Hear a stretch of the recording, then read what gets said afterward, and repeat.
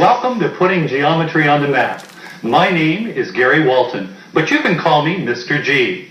Together we'll be exploring a branch of mathematics called geometry.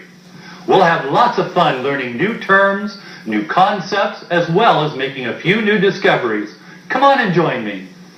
We'll create different groups of angles, bisect line segments, bisect angles, and create various geometric figures, which you'll learn to transform and tessellate. Does anyone know what the terms transform and tessellate mean? Anybody? Nobody? Good. Then we'll all learn these and other important terms together. It'll be fun. Have you ever seen someone putting something together and having trouble? Then you probably already know that it takes the right tools to do a job correctly. It's the same with geometry. First, we learn some basic terms used in geometry. Then we learn to use the proper tools to get our job done. But right now, it's time to go to the info site and see what we're going to learn about today. Are you ready? Here we go.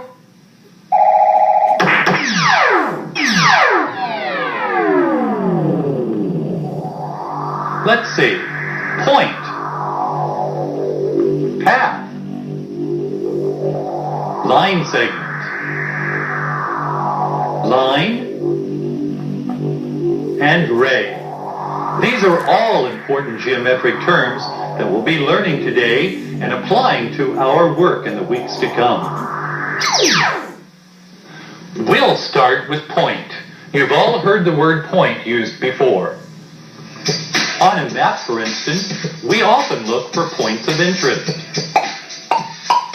Sometimes we ask people if they get the point.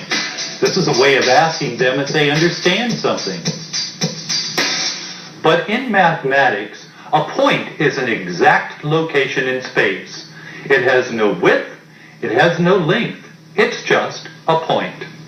When you point with your finger, you are pointing to a specific location. Like this point on the map. We'll call it point A. Point A then names a certain place or location. So a point is an exact location in space. Let's pick a second point on the map and we'll call it point B. Now, if we travel between endpoints A and B, we create what is called a path. There are any number of paths between 2 points.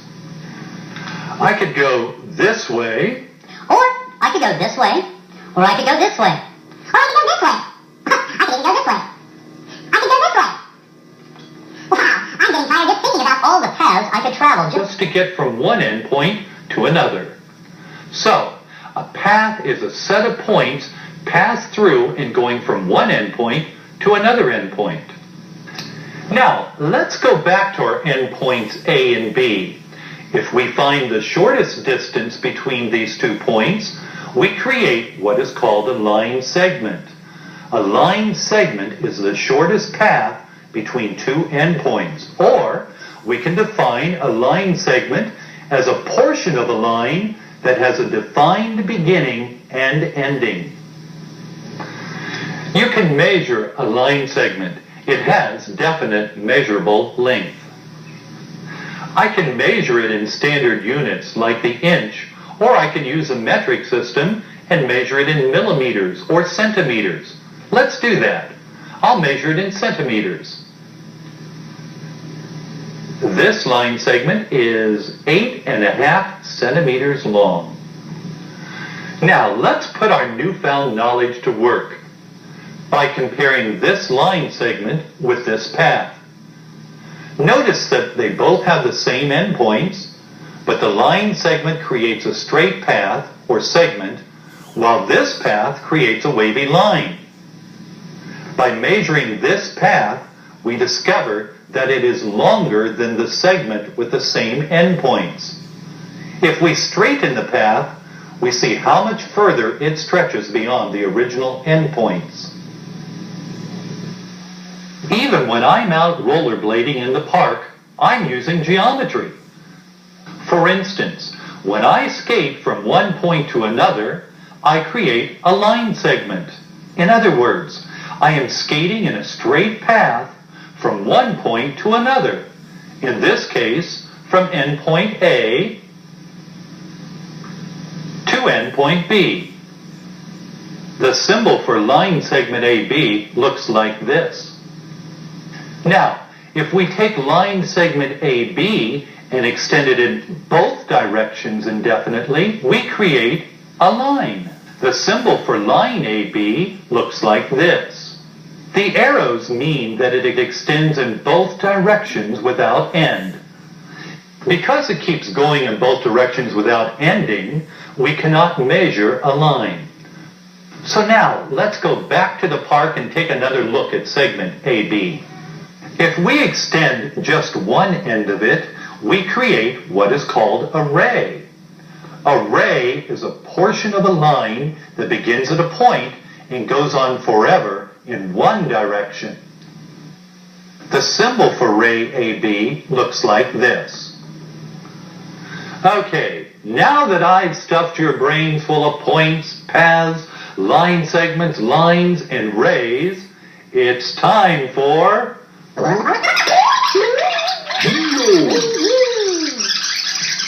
First, we discovered that a point is an exact location in space.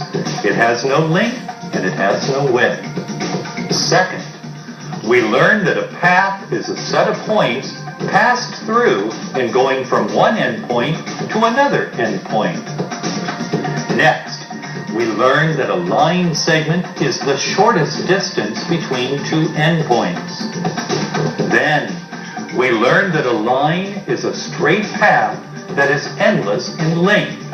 And lastly, we learned that a ray is a portion of a line that begins at a point and goes on forever in one direction. In our next lesson, we'll build on what we learned today by comparing lines and segments. You'll also be introduced to a map of Mathtown, USA. Well, I had fun. I hope you had fun too. I look forward to our next lesson when we travel to Mathtown, USA and learn even more about the fascinating world of geometry. I'm getting ready to create some more line segments. This is Mr. G. I'll see you next time.